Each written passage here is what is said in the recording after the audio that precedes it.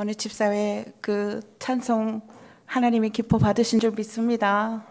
할렐루야. 우리 하나님께서 그리고 우리 담임 목사님께서 허락하셔서 이렇게 귀한 간증의 자리로 인도하신 것을 참으로 감사를 드립니다. 제가 예전에 유년부 교육부 사역을 했을 때 그때도 아마 처음 부임에 하여서 아이들에게 고백한 게 있습니다. 사랑한다 그랬더니 어떤 아이가 전도사님 저 언제 봤다고 사랑한다고 합니까? 그러더라고요. 그래서 제가 이야기해 주었습니다. 저는 이곳에서 있고 우리 아이는 이곳에서 있고 또 여기 계신 임마누엘 성도님들은 여기에 계셨다가 하나님이 때가 되었으므로 이렇게 한자리에 또 만나게 하신 거 우리가 다 형제 자매가 아니냐, 서로 또 한 말씀으로 또 한 성령으로 교제하고 있다가 이렇게 때가 돼서 딱 만났는데 어찌 사랑스럽지 않겠느냐, 사실 이렇게 고백한 적이 있습니다. 제가 여러분 이렇게 귀한 만남 허락하신 하나님 정말 감사하고 또 여러분을 진심으로 사랑하고 축복합니다. 진심입니다. 감사하고요.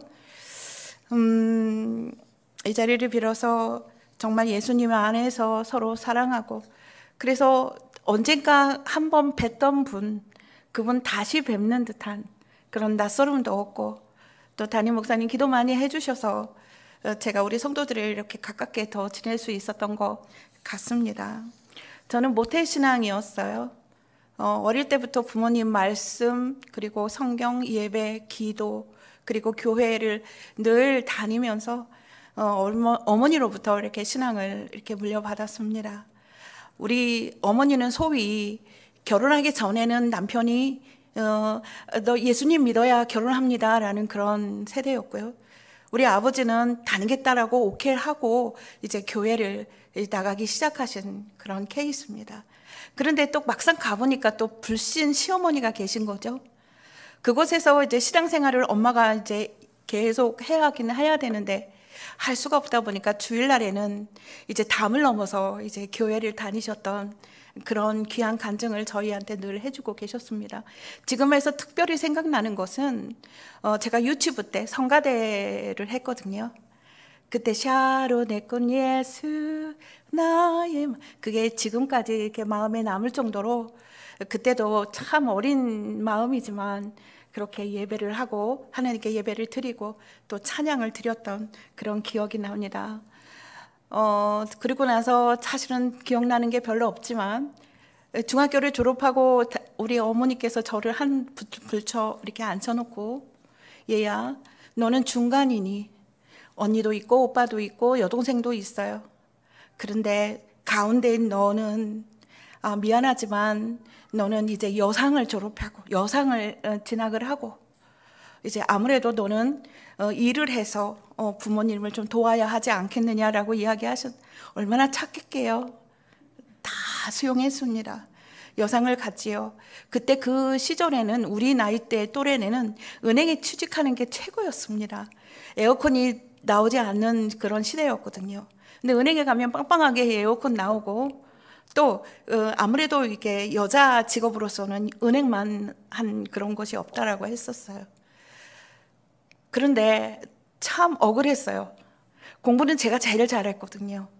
언니도 있었고 오빠도 있고, 하물며 그 여동생도 서울 안에 큰 대학에 다 진학을 했습니다.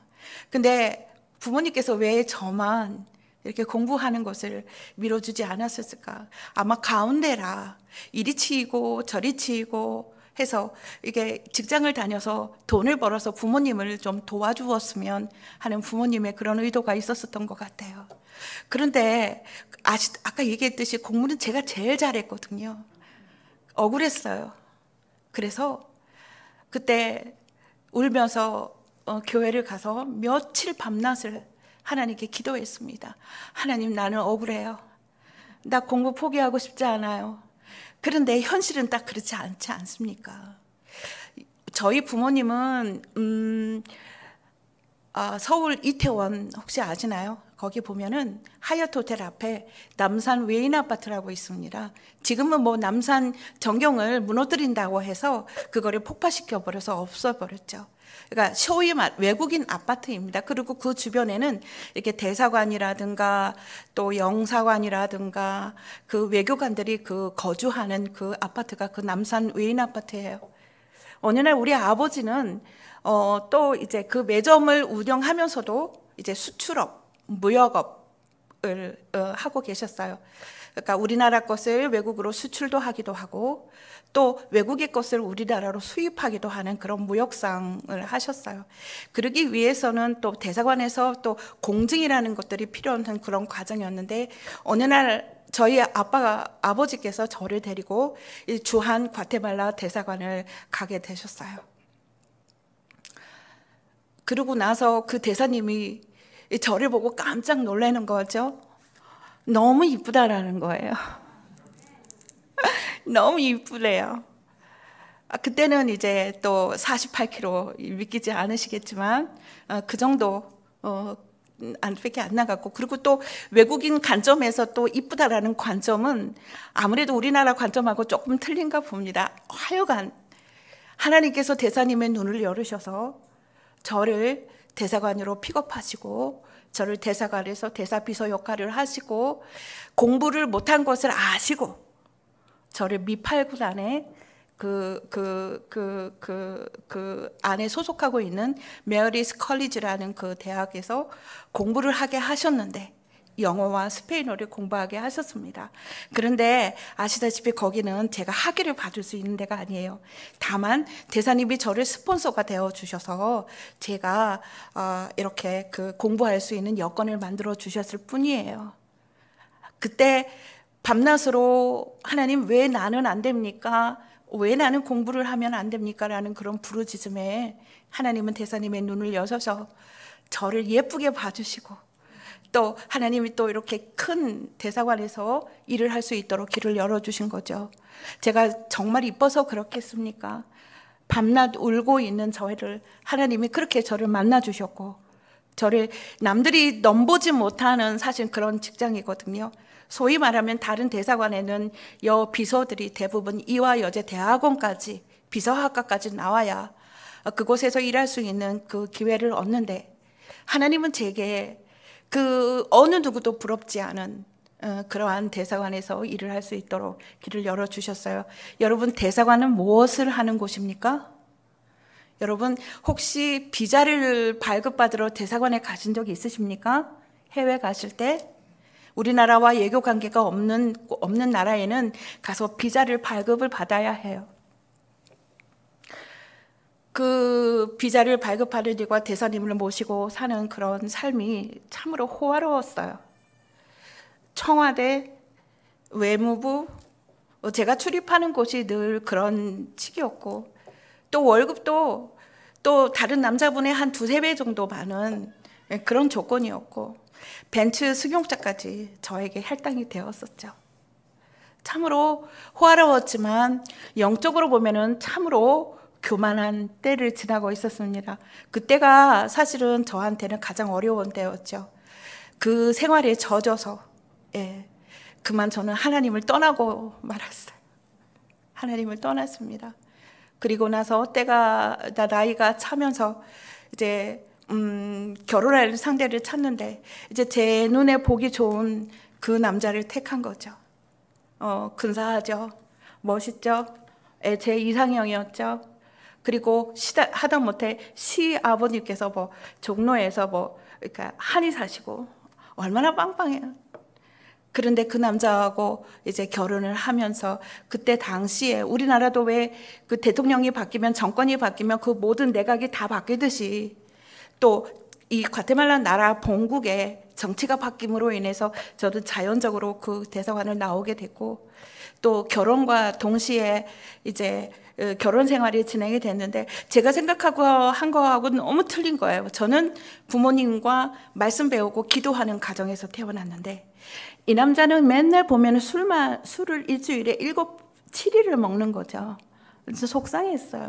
그런 거를 안 보고 자랐거든요.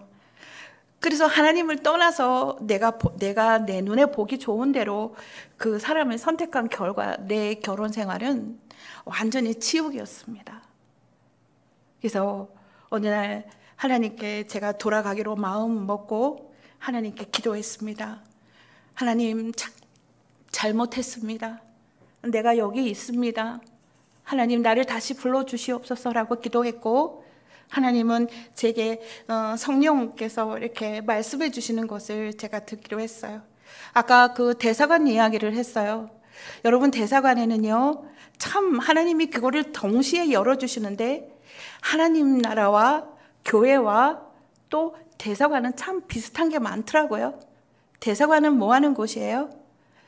그 본국의 자국민을 보호하는 곳이에요.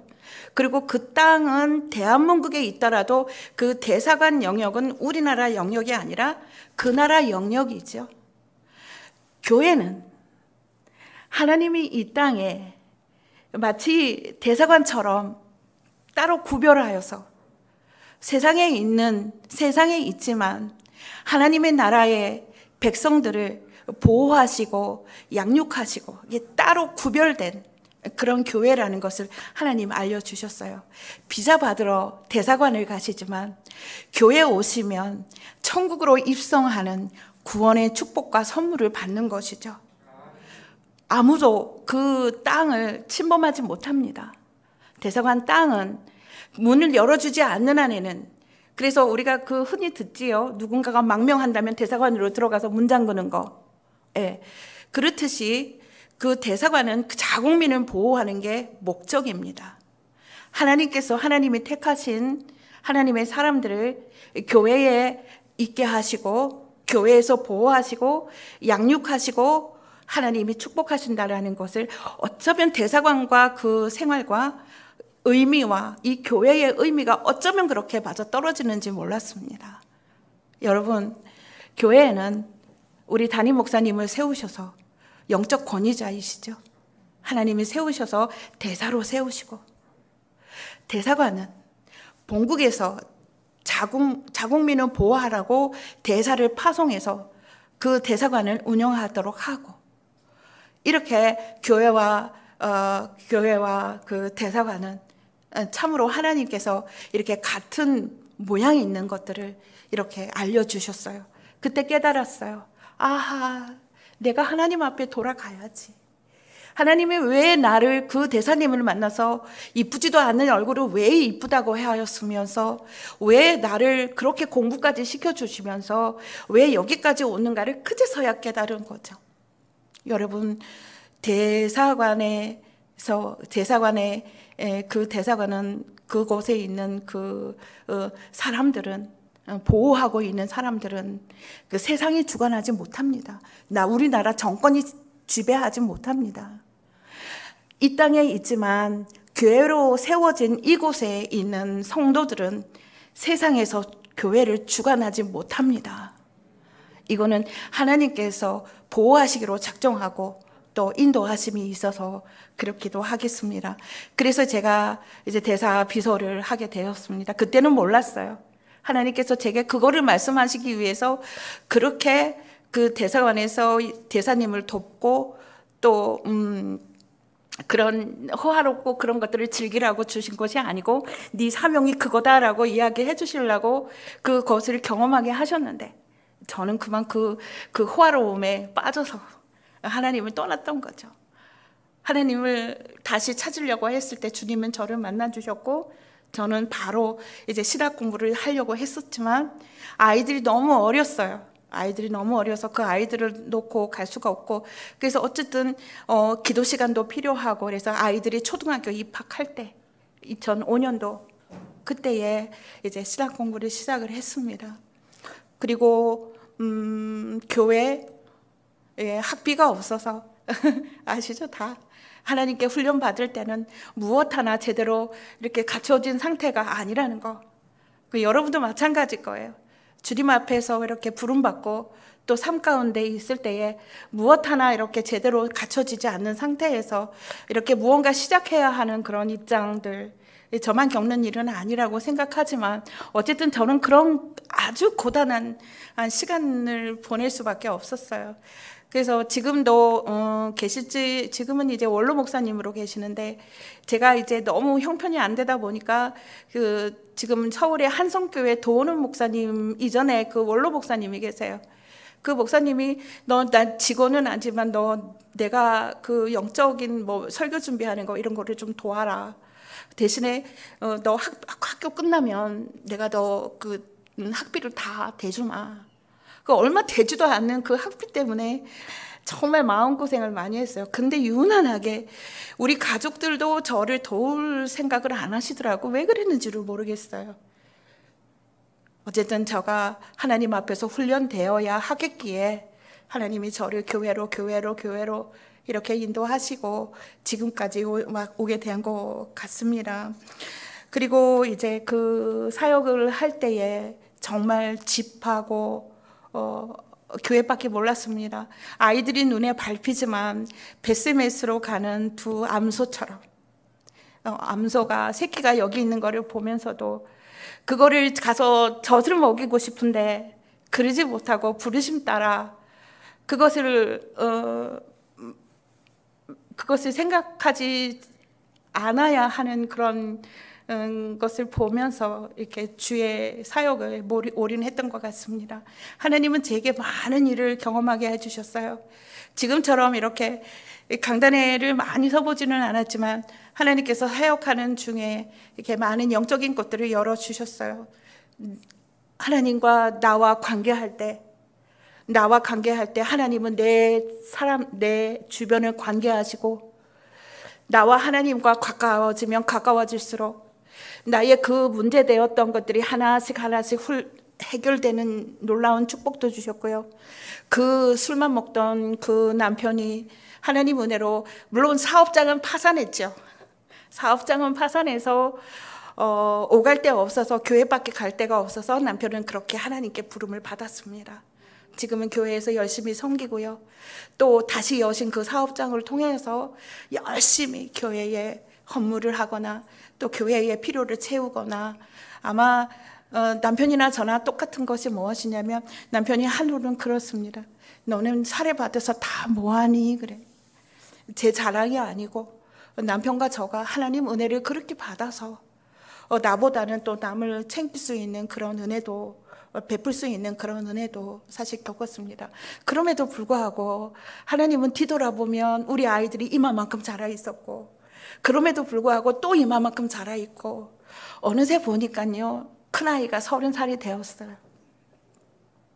제가 하나님께서 좋은 직장 대기업으로 인도하셔서 저는 그 아이들에게 울면서 우리가 기도할 때 사역자가 기도할 때 솔직히 제 가족을 위해서 그렇게 기도 많이 못했습니다. 하나님이 주신 사명에 포커스가 맞춰져서 성도들을 위해서 1시간을 더 했으면 더 했지 솔직히 저 가정을 위해서 그렇게 기도하지 못했음에도 불구하고 하나님은 우리 아이를 제가 키운 것보다 더 복되게 인도하셨던 그런 간증이 있습니다. 대기업 공부도 못했음에도 불구하고 그 아이를 면접관이 보면서 너는 참 은혜롭게 생겼구나 이러더래요. 그래서 둘 다 대기업으로 들어갔습니다.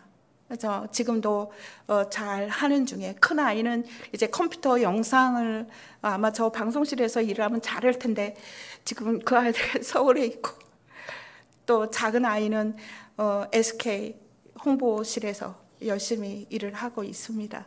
그 아이들이 저에게는 중보기도자, 기도로 돕는 협력자이고 동역자이고 또 남편도 저를 위해서 무신양면 도와주는 그런 사람으로 변했습니다. 우리 가정은 하나님 은혜로 지금 여기까지 이렇게 다름질을 해왔지만 저는 수많은 그 사역 가운데 왜 가슴 아프고 또 눈물도 겉으로 흘리지 못하고 가슴에서 삭혀야 하는 그런 과정도 물론 있었죠. 그런데 그 과정을 지나고 지난 2019년도 코로나가 터지면서 저도 이제 사역을 내려놔야 했습니다. 또 때마침 제가 또 막 그 아시죠? 여자분들 막 갱년기 때문에 거의 몸져 누워야 할 형편까지 되었습니다. 그리고 또 우리가 마스크를 썼죠. 그래서 하나님께 기도했습니다. 하나님, 이 마스크의 의미는 무엇입니까? 우리가 평소에는 막 이 말도 하고 저 말도 했는데 갑자기 마스크를 쓰고 나니까 아무 말도 못 하겠는 거예요. 하나님이 이때는 입을 다물려고 그때를 주셨구나. 저는 깨달았어요. 그래서 코로나가 왔어도 사실 긴장하지 않았어요. 왜냐하면 제 자신으로부터 모든 이렇게 말하면 좀 그렇지만 또 우리 목회 라인도 사실은 이렇게 많이 이렇게 변해야 될 상황들이 좀 있었고, 저는 코로나가 와서도 전혀 긴장하지 않았습니다. 오히려 올 것이 왔구나. 이것도 하나님이 허락하신 거고, 나는 이것을 통해서 제 자의는 아니지만 기도만 하면 성령께서 막 눈물을 폭포수처럼 이렇게 쏟아 주시는데, 이게 마스크가 아니라 이제 완전히 눈물바지인 거예요. 눈물바지. 마스크로 썼는데 이게 눈물이 이게 마스크로 다 스며들어서 예배가 끝나면 마스크가 다 젖어요. 그렇게 하나님이 저에게 회개의 영을 부으셨습니다. 몸이 고단했고 많은 일을 한꺼번에 처리하고 이러는 과정 중에서 한 영혼을 사랑하고 또 한 영혼을 또 이끌어서 해야 된다는 것을 모를 리가 없어요. 그러나 이게 계속 되다 보니까 저 역시 타성에 빠질 수밖에 없고, 이것이 사역이 아니라 일로 변해서 일을 했던 것입니다. 얼마나 부끄러웠는지. 2년간 하나님이 계속 저에게 회개를 허락해 주셨습니다. 사역했을 때 물론 그것만은 있었던 건 아니죠. 하나님께서 제게 은사를 부어주셨을 때 성도들을 만나면 기도하는 중에 성도가 무엇이 필요한가, 하나님이 그 마음을 읽도록 하나님이 저에게 은혜를 주셨어요. 그래서 신방 사역을 하거나 아니면 또 저의 가장 기뻐하는 사역은 장결자를 찾아가는 거예요. 장결자를 찾아가서 이렇게 대화를 하면요, 성령께서 놀랍게 역사하세요. 그 꽉 막혔던 마음을 풀어주시고 다시 교회로 인도하는, 아주 그 사역에 아주 너무 그거를 아는 분은 아실 거예요. 이 사역이 왜 이렇게 중요하고, 이 사역이 왜 한 영혼을 구하는 거며, 이 사역 외에는 정말로 제 영혼을 만족해 하는 그런 사역이 없더라고요. 왜냐하면 한 영혼이 살아나는 사역이니까. 제가 사역했을 교회는 인원수가 많이 있었던 교회예요. 제가 밖으로 나가서 전도도 하고 또 유단히 또 전도 중심 교회에 있어서 담임 목사님도 당신도 주보를 들고서 밖으로 나가서 부평역에서 전도하시는 분이었거든요. 하물며 우리 부교육자들이 앉아서 있을 수가 없었어요.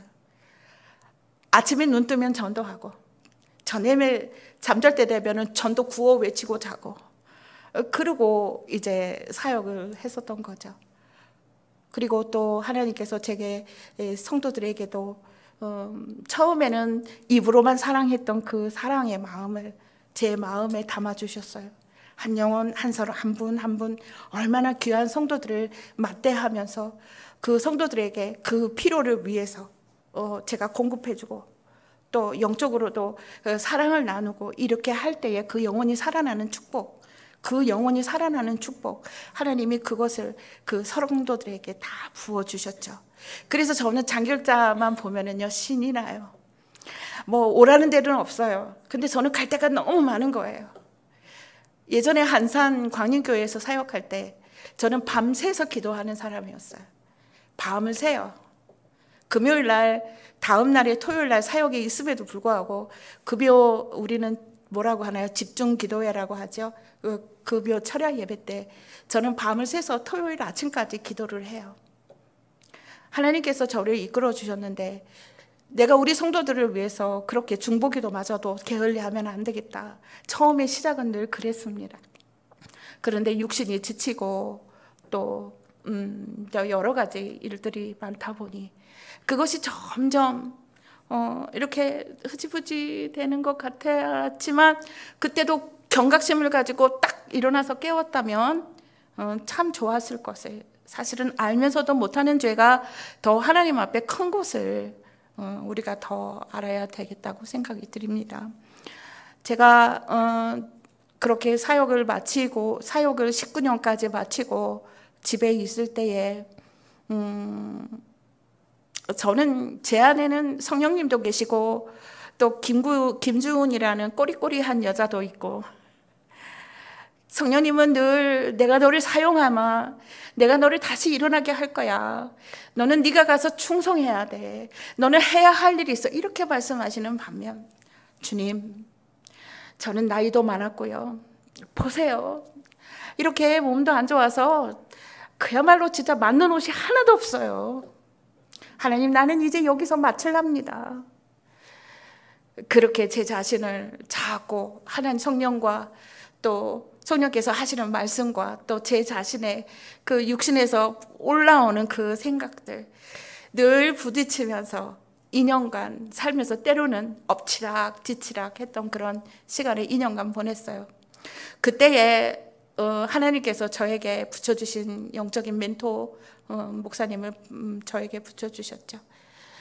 제가 말씀을 드리면 누군지 분명히 다 아실 겁니다. 근데 그 크신 목사님이 저에게 그분은 아주 그냥 제가 감당하지 못할 그런 영안이 있으신 것 같아요.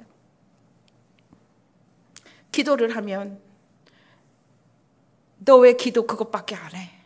마음에 감동을 주시고, 우리 아이하고 치킨을 먹으면 그 치킨은 왜 먹는 거야 도대체? 계속 제 삶을 터치하세요. 그러니까 그 목사님께 제가 이제 기도 부탁을 드렸었는데, 그 목사님께서 저를 사랑하시고 또 옳은 길로 인도하시려고 기도하시는 중에 아마도 제가 많이 걱정이 보았나 봐요. 목사님께서 그렇게 시시각각 저를, 그래서 목사님, 나는 지금 이렇게 옷깃을 여미고 있으니 목사님은 내 속을 들여다보지 마세요. 저는 이 내 생각이 옳다고 생각합니다. 영락없이 그 목사님의 음성으로 내가 언제 너 속옷까지 다 뒤져봤니? 막 이렇게. 그분 옆에 가면 무서워요. 제 속이 다 드러날까 봐. 그렇게 하나님은 저를 일으키셨어요. 그분이 저에게 붙여주셔서 그분에게 기도 부탁을 하고 또 저를 그렇게 막 상상도 못할 음성으로 저를 일으켜 세우셨어요. 그래서 일어나기 싫었는데 이렇게 쭉 끌려서 일어났더니 하나님께서 정말로 저에게 이렇게 말씀하십니다. 요한복음 11장 44절에 내가 너를 풀어놓아 다니게 할 것이다. 이 음성, 그 말씀이 성령께서 저에게 다가오고, 그리고 풀어놓아 다니게 하라. 그러면 하나님, 내가 어디를 갑니까? 나는 이제 여기서 끝이라고 생각했는데 어디로 갑니까? 내가 너를 풀어놓아 다니게 하라. 너는 가서 죽도록 충성해라. 이렇게 말씀하시는 거예요. 그래서 일어났습니다. 그런데 그 순간으로부터 몸이 머리부터 발끝까지 완전히 치유되고, 언제 아팠는데, 그러니까 저에게 2년이라는 시간은 마치 예수님께서 고난 받으시고 십자가에서 돌아가시고 무덤에 계셨던 그 3일의 기간, 그리고 부활하셨던 그 영광, 그 상황을 보니 저는 2년 동안 무덤에 있었던 그 시간이더라고요. 그것이 저에게만 해당된 것은 분명히 아닐 거라고 생각합니다. 사랑하는 우리 임마누엘 교회 성도님들도 다 예수님의 그 여정이 있고 또 저의 그 여정이 있듯이 여러분도 분명히 고난이 있고, 그리고 또 죽어야 할 그 시간도 허락하셨을 것이고, 그 후에는 저처럼 나사로를 죽은 자를 다시 살리셔서 그 다시 살린 것을 보고 성도 사람들을 구원받는 그 영광 받기 위한 도구로 나사로를 사용하셨던 것처럼 하나님께서도 저에게도 또 똑같은 그 리듬을 허락해 주실 줄 믿습니다. 그리고 나서 어머니가 저를 이제 콜링하시고 제가 오려고 마음 먹고 기도하시는 중에 천안 임마누엘 교회의 공고를 보게 되었습니다. 하나님께서 적시에 엄마가 연세가 있으셔서 아무래도 제가 가서 좀 돌봐야 하겠다라는, 왜냐하면 우리 어머니는 지금까지 저뿐만이 아니라 우리 가족뿐만이 아니라 모든 친척들을 다 구원에 이르도록 전도하시고 이끄셨던 분, 그러니까 연세가 많으셔서 이제 홀로 되셨을 때 얼마나 외로우실까라는 것이 제 마음에 이렇게 많이 마음이 좀 울렁이더라고요. 그래서 하나님께서 보내시는구나. 그랬는데 딱 동시에 하나님께서 저를 천안 임마누엘 교회로 보내셨습니다. 하나님이 보고자 하시는 것은, 말씀하시고자 한 것은 너희가 아픔이 그게 다 아니야. 지금 우리 담임 목사님께서 새벽 기도 시간에 보이는 것, 그 아픈 것, 그것이 문제가 아니라 하나님의 의도는 이것을 통하여서 하나님께 더 나아가고 하나님께 더 가까이 가는 도구일 뿐, 그래서 우리가 보여지는 현상 그것 때문에 슬퍼하고 좌절할 것이 아니라 하나님께서 예수님께서 죽으시고 부활하신 것을 저에게 경험했듯이 우리 여러분도 그것을 하나님을 끝까지 신뢰하며 나가야 되는 줄 믿습니다. 저희 교회에 제가 처음 부임했을 때 은혜를 나누자면, 이제 저 같은 경우에는 이게 성령님 임재, 강력한 임재 이런 부분에 또 때로는 성령님이 또 가깝게 이렇게 느껴질 때가 있어요. 우리 교회에 처음 발걸음을 들였을 때 저는 깜짝 놀랐어요. 저도 그 많은 교회를 섬겼고, 물론 교회마다 성령님이 교회에 사명을 주셨듯이 교회 사명에 따라서 성령의 운행하시는 그런 모습들이 다 틀리지만 우리 교회는요, 성령께서 강력하게 예배 가운데 임재하시는데 이 치유의 성령의 불이 흐른다라는 거. 부임한 자리에 앉아 있는데 제 머리부터 발끝까지 이렇게 박하향이 제 몸 안에 계속 돌아다니면서 제 영과 그 몸을 성령께서 만지시고 치유하시는 놀라운 그런 임재가 있는 우리 임마누엘 교회입니다. 여러분 혹시 아실까요, 그거? 그래서 우리가 삶 가운데 이 코로나 시대를 통하여서 우리 가정에도 물론 기도가 심어져야 하겠지만, 우리는 그리스도, 아까 대사관에서 이야기했듯이 우리 교회, 물론 삶에서 예배 드린다 이런 것도 사실은 뭐 굳이 따지자면 틀린 거는 아닙니다만, 그럼 이 시대적으로 이 코로나 시대에 주님의 임재가 있고 살아있는 말씀이 선포되는 그 교회를, 강단을 찾지 않겠습니까?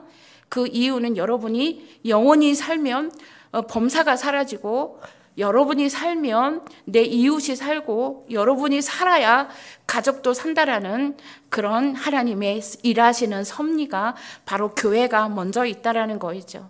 그래서 너희는 그의 나라와 그 의를 구하라. 그리하면 이 모든 것을 더해 주시라 해서 그 의가, 하나님의 백성은 마땅히 하나님 앞에서 예배를 드려야 하며, 또 강단에서 하나님의 임재 가운데 선포되는 그 말씀을 먹고 힘을 얻고 능력을 얻어야 할 우리 성도인 것을 저는 믿습니다.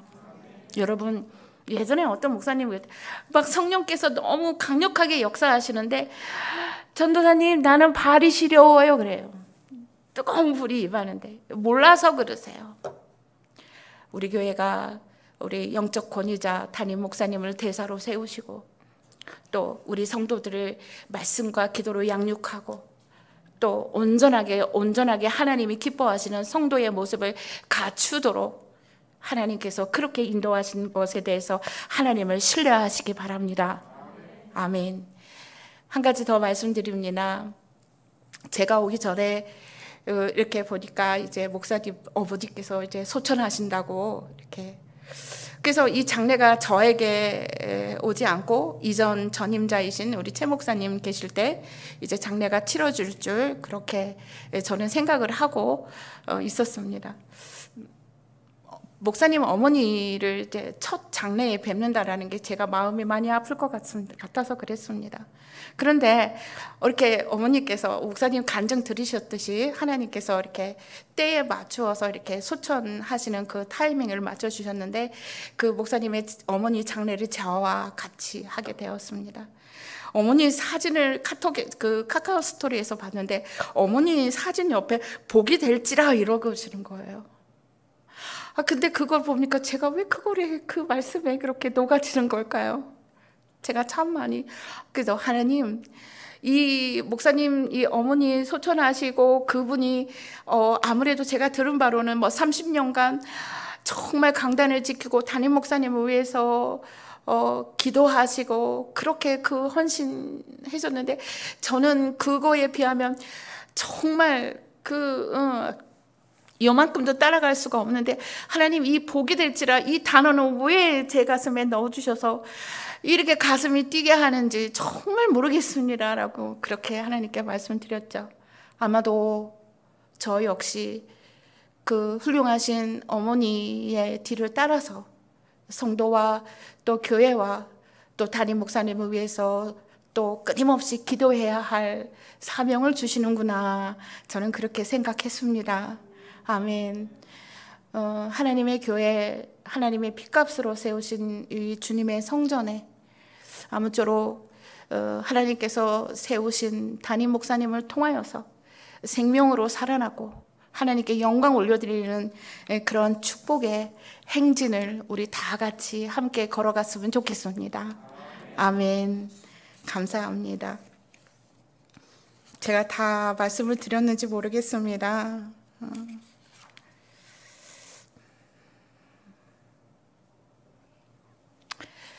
그래요. 우리 다 같이 한번 기도하는 시간을 좀 갖겠습니다.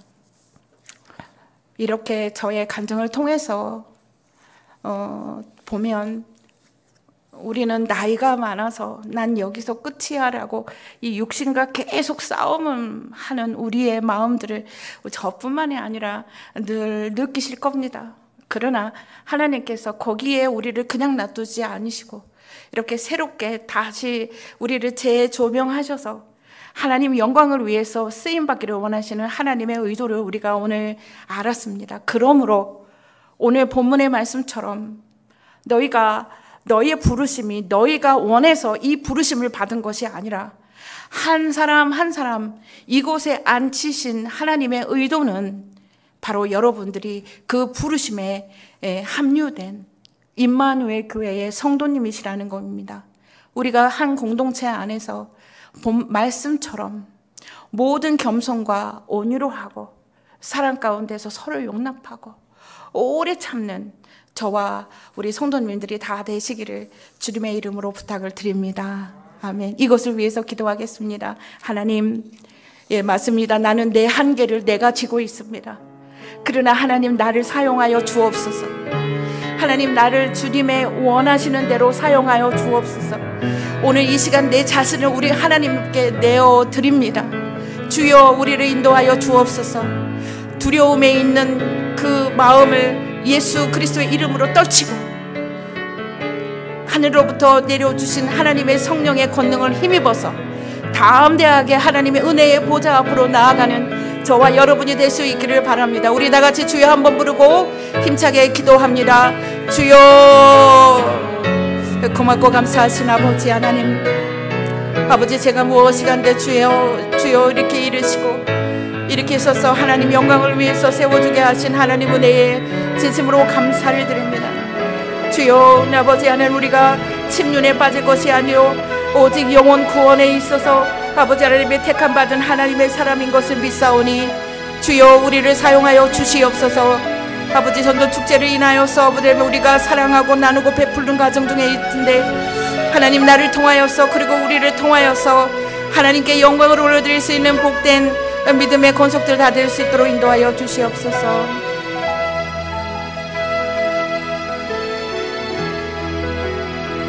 감사합니다, 주님.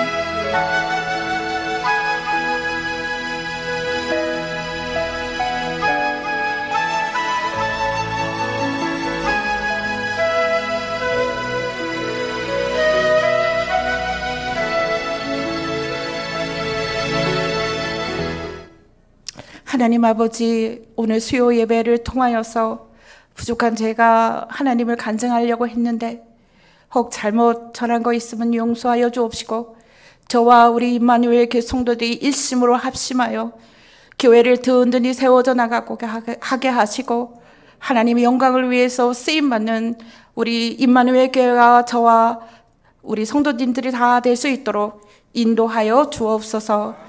감사드리고 예수님 이름으로 기도드립니다. 아멘. 교회 소식을 전해드리겠습니다. 다음 주일은 추수감사절과 전교인 총동원 주일로 지킵니다.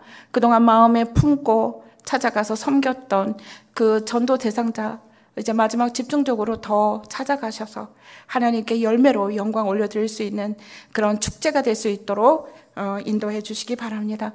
11월 28일은 교회 창립 주일입니다. 7시 반 예배이고 코이노니아로 예배를 드립니다. 나머지 광고는 주보를 참조하시고 참조하시기 바랍니다. 이 시간에는 우리 목사님 나오셔서 헌금 위해서 기도해 주시고 축도로 예배를 마치겠습니다.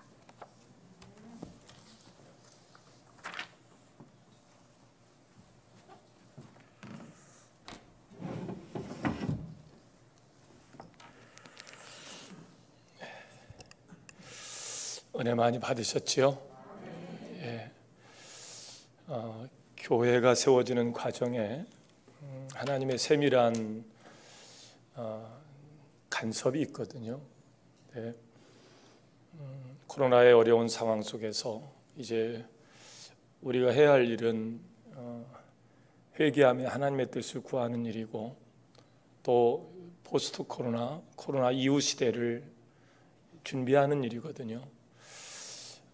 2022년도 역시 코로나의 어려운 상황과 또 대선 국면에 정치는 더 사나워지고, 또 교회를 향한 핍박과 또 교회 안에서의 세속화는 더 가중화되리라 생각을 합니다. 이때 우리가 정말 그동안 준비해온 내공들, 성령의 충만함을 통해서 교회를 세워가지 않으면 그 교회 해체의 가속도가 깜짝 놀랄만한 속도로 교회가 무너져 가는 것을 여러분 눈으로 보게 될 겁니다.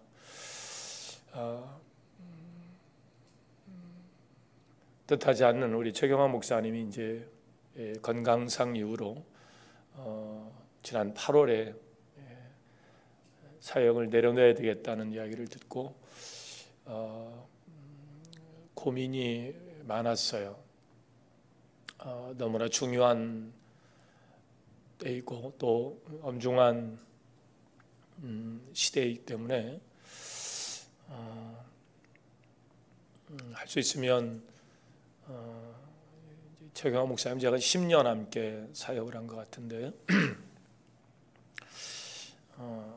건강이 다시 회복돼서 다시 사역할 수 있는 길이 없을까 생각을 하고 기도하던 중에 더 이상 사역할 수 없다는 사실을 또 재차 이제 알게 되고, 그리고 새로운 사역자를 구하는데 우리 교구 담당 그 사역에 4분의 사역자가 응시를 했는데, 그 중에 우리 김주은 전사님이 나이가 제일 많으세요.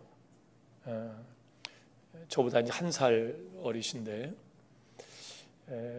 긍정적인 면에서 보면 진정한 교구 사역이 가능할 수 있겠다 생각되고, 또 일반적인 예로 보면 교구 사역자로 일하기가 어려운 그런 나이입니다. 근데 자꾸 우리 전사님한테 마음이 가는 거예요. 그래서 한 번 더 만납시다. 그리고 처음 면담 이후에 한 번 더 미팅합시다. 그래서 같이 제 아내와 함께 또 식사를 하면서 이야기를 나누게 되었고, 그 확신이 잘못된 것이 아니고 성령이 주는 감동이다, 이런 판단으로 여러분 앞에 소개를 하게 된 겁니다. 이제 행정 또 교육 담당이 또 세워지게 될 텐데, 이제 우리 김 전사님하고 각 교구장님들 그리고 숙장님들이 잘 합심해서 우리 또 전사님에게 주신 달란트가 장결자들을 또 찾는 일이고 또 그들을 섬기는 일이라니까, 어찌 보면 우리 교회가 찾는 맞춤형 사역자가 아닐까 하는 생각도 듭니다. 그래서 좋은 결과 또 많은 열매들이 맺혀지리라 생각하고, 우리 김 전사님 이제 짧은 시간 저하고 이제 지금 손발을 맞춰 보는데 그 책임감이 굉장해요. 그냥 뒷머리 긁어가면서 난 잘 모르는데 이런 얘기가 없어요. 그러니까 저러다가 몸 망가지고 또 사역이 부담스러운 어떨까 싶을 만큼 아주 책임감 있게 일을 찾아가는 것을 보면서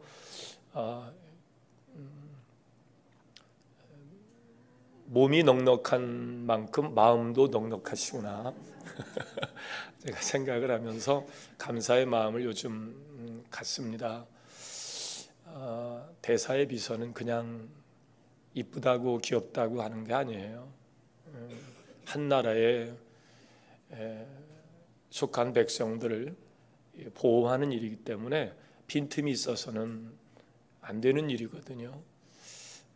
그런 사역을 하면서도 또 하나님을 향하는 그 마음이 거기서 식어지지 않고 다시 또 주님 품에서 일을 하면서 감사하는 그 마음은 능히 하나님을 기쁘시게 할 수 있는 그런 마음이다 생각을 가지며 오늘 간증을 들었습니다.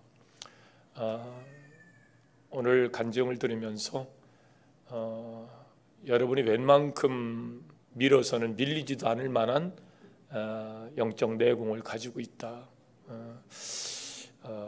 여러분이 조금만 협력해 주시면 더 좋은 사역자가 되겠다, 이런 생각을 해봤습니다. 제가 그랬어요. 은퇴할 때까지 우리 교회에 있었으면 좋겠다. 전 모든 사역자들에게 그런 권면을 해요. 어쨌든 임마누엘 교회 식구로 하나님께서 불러주심에 감사하고, 또 좋은 사역자가 우리에게 오는 것은 우리의 기도의 제목이기도 하지만 또 좋은 사역자를 만드는 것 또한 우리 교회의 책임이기도 합니다.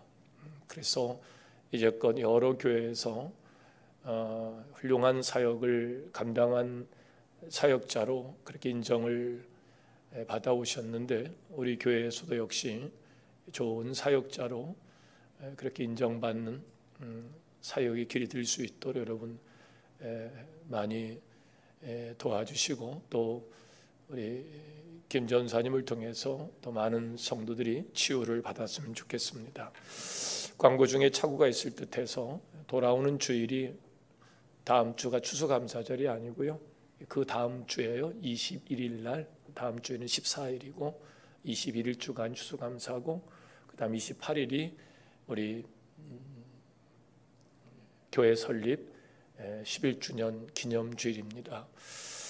날씨가 많이 추워졌습니다. 감기 유의하시고, 또 계속해서 우리 아침 금식하며 특별한 마음으로 우리 교회의 주께서 날마다 구원받을 자를 더하시는 그 부흥의 역사가 일어나길 위해서 기도해 주시는 여러분 될 수 있으면 좋겠습니다. 드려진 예물 봉헌합니다. 집사주간 수요예배 영광 돌리게 하심 감사합니다. 모든 것이 하나님 은혜입니다. 김준영 집사님, 이화경 집사님, 성령 충만함으로 교회적 사명을 잘 감당하는 집사가 되게 앞서서 이미선 집사님, 주님 은혜 감사합니다. 박정순 집사님, 신선식 집사님 드렸습니다. 기도합니다. 참 좋으신 하나님, 오늘 수요 강단은 이것이 나의 간증이요 이것이 나의 찬송이라 하나님을 만났던 그 아름다운 시간 여행에 하나님이 역사하심을 소개하는 복된 시간으로 우리 김주은 전사님을 세우셨습니다. 많은 분들이 또 어려운 고난과 역경 속에서 또 회복할 날을 꿈꾸며 기도하는 일이 큰 은혜를 받은 줄로 믿습니다. 우리 전사님 삶 속에 항상 성령의 충만함으로 더 큰 곳을 향하여 더 넓은 곳을 향하여 꿈을 꾸고 그 꿈이 그대로 이루어지는 축복이 있게 하여 주옵소서. 오늘 예물 드려진 손길들을 축복합니다. 모든 것이 하나님의 은혜이며 또 주님의 은혜를 감사하며 드려진 예물, 그 감사가 새로운 감사의 또 조건이 되는 줄로 믿습니다. 영혼이 잘 되게 하심을 감사합니다. 범사가 잘 되고 강건한 축복도 이어 허락하여 주옵소서. 이제 영적 추수의 2차 결신을 앞에 놓고 아무것도 안 하면 아무것도 일어날 수 없는 일들, 그러나 그런 무익한 자로 살지 않도록 우리의 마음을 축구하시고 깨우심을 감사합니다. 때로는 금식하며 내 육신의 약함과 부족함과 또 세상에 치우친 마음들을 내려놓고 더욱더 영적인 사람이 되기를 위하여 아침 금식하며 또 결신을 위해서 기도합니다. 하나님께서 꼭 그 기도를 응답하여 주셔서 하나님께 영광이 되게 하시고 그 영광은 나의 능력이 되게 하여 주옵소서. 예수님의 이름으로 기도하옵나이다. 아멘. 우리 김주은 전사님 사역 잘하시라고 오늘도 간증 수고하셨다고 박수 한번 해주시죠. 네. 기도하겠습니다. 지금은 우리를 죄에서 구원하신 예수 그리스도의 은혜와 하나님 아버지의 극진하신 사랑하심과 성령님의 감화, 감동, 내주, 긍휼하심의 특별한 은총이 오늘 간증을 통해서 하나님 앞에 영광을 돌리며 아름다운 신앙 고백을 또 하나님 앞에 드린 우리 김주은 전사님 머리 위에와 이 간증 아래 함께 은혜를 나누며 아름다운 신앙의 고백과 다짐과 결심을 한 모든 권속들 머리 위에 지금부터 영원토록 함께하여 주옵시기를 간절히 축원하옵나이다. 아멘.